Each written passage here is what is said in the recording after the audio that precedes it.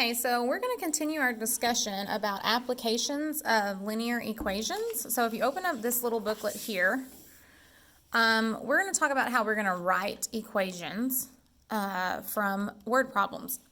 So this scenario says that Jennifer wants to have flyers printed for her upcoming car wash fundraiser. Henderson Printing charges a $10 design fee and $2 per flyer. Now that word per, you should think multiply, and hopefully the word rate will come to mind, because we can think per as in miles per hour. That's a rate. Speed is a rate. That's how fast you're going.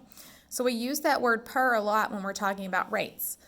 So when the word rate comes to mind, hopefully slope would come to mind, because we can think rate of change, same thing as slope.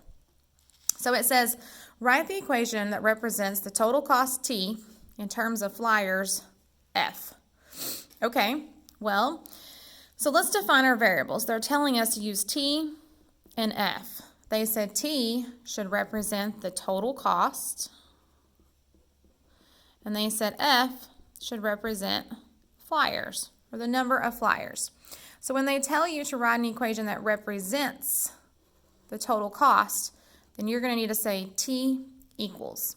So T is going to equal, well, what is she going to have to pay? What's her total cost going to be? Well, they told us she's going to have to pay that $10 design fee, no matter what. She's got to pay for the design, plus she's going to have to pay $2 per flyer she has printed. But flyers we're going to represent with the letter F. So we have two variables, T and F. Okay, so we know that the rate of change must be, since we have written this equation and it looks similar to the form y equals mx plus b. Well, we know that then the rate of change must be 2. It's the coefficient in front of this variable. So that means she's going to have to pay $2 per flyer. And that's true. That's what they told us up here. So then our y-intercept is going to be the other piece, right? What would line up with the B part of the equation? Well, it's 10. So what does it represent? So let's think about it. Let's say she goes into the printing company and she says, design these flyers for me. I think I want to have them printed. So they do the design and she goes back and she looks at it and she goes, I don't think I like that design. I don't want to have them printed anymore. So let's think about that. What is she still going to have to pay? Even though she didn't have any flyers printed, but she still is going to have to pay that $10 design fee. So even if the number of flyers F that she had printed was 0, 2 times 0 would be 0, that whole piece would be gone, her total cost is still going to be 10. So 10 actually represents the starting cost. And that is what your y-intercept usually represents. It represents the starting value. What is the cost going to start at? Well, it's going to start at $10 and it's going to go up from there depending on how many flyers she buys. So we're not going to graph these on either side of this page, because we can look at the graph in Desmos if we want. So on this one, we just want to end up answering these questions at the bottom. So it says, how much will it cost? That's our question. How much is the cost if Jennifer places an order for 60 flyers?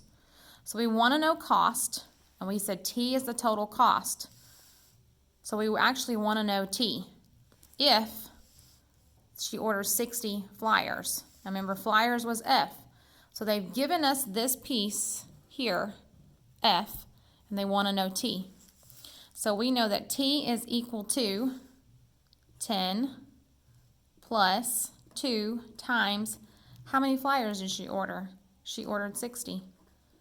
So you can put this piece in your calculator here, 10 plus 2 times 60. You should get that the total cost is going to equal $130.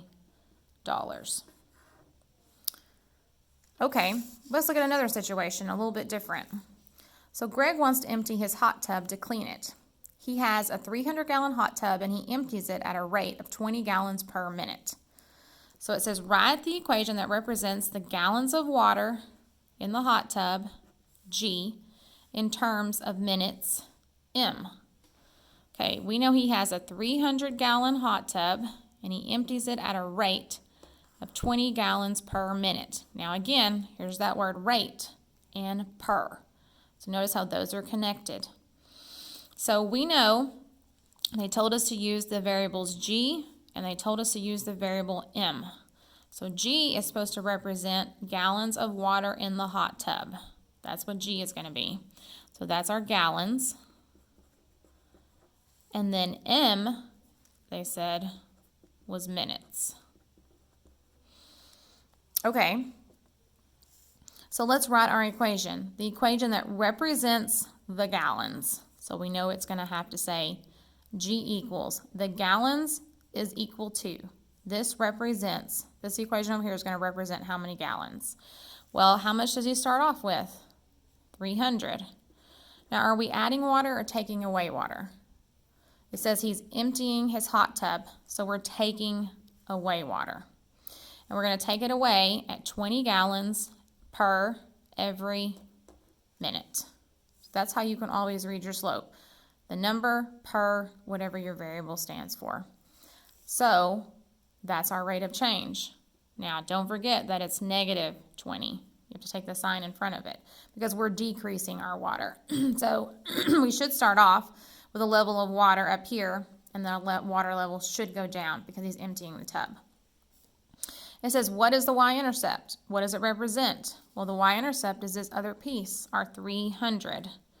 So what does it represent? Well, the same thing as this one over here. It represents the starting cost. Our y-intercept is going to represent our starting gallons. It's how much water he starts with in the tub. Okay, so let's see if we can answer a question now based on this equation that we've written. How many gallons, that's our question, that's what we want to know, will be in the tub after 8 minutes? So that we want to know gallons, G, and they've given us the minutes, that was M. So it's important to just figure out what are they giving you and which piece do they want to know. So they're giving us minutes, they want to know the gallons. So gallons equals 300 minus 20, and we're going to plug in for M.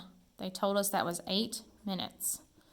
You can work this out, and you should get that 300 minus 20 times 8 is 140 gallons.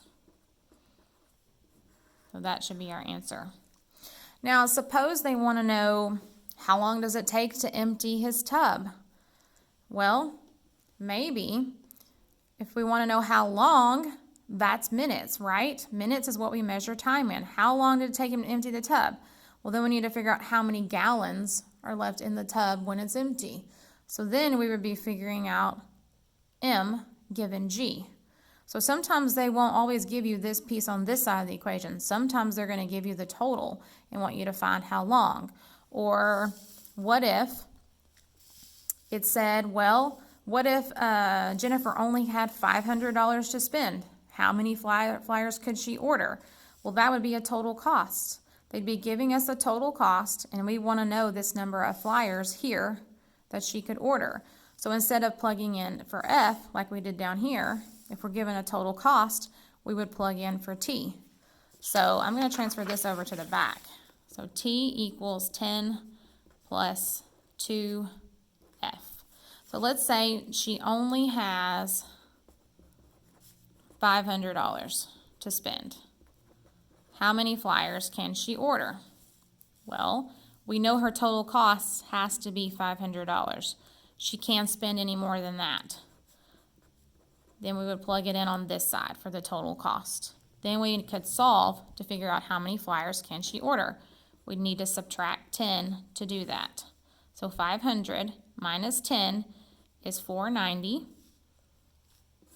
and your equals 2F. So then to get F by itself, we need to divide by 2 on both sides. So the number of flyers she could order would be 490 divided by 2. I think that's 245 flyers. So that would be the amount of flyers she could order if they give you a total cost, if she only had $500. So you're not always going to be plugging in on this side. Sometimes you're going to plug in for a value over here as well.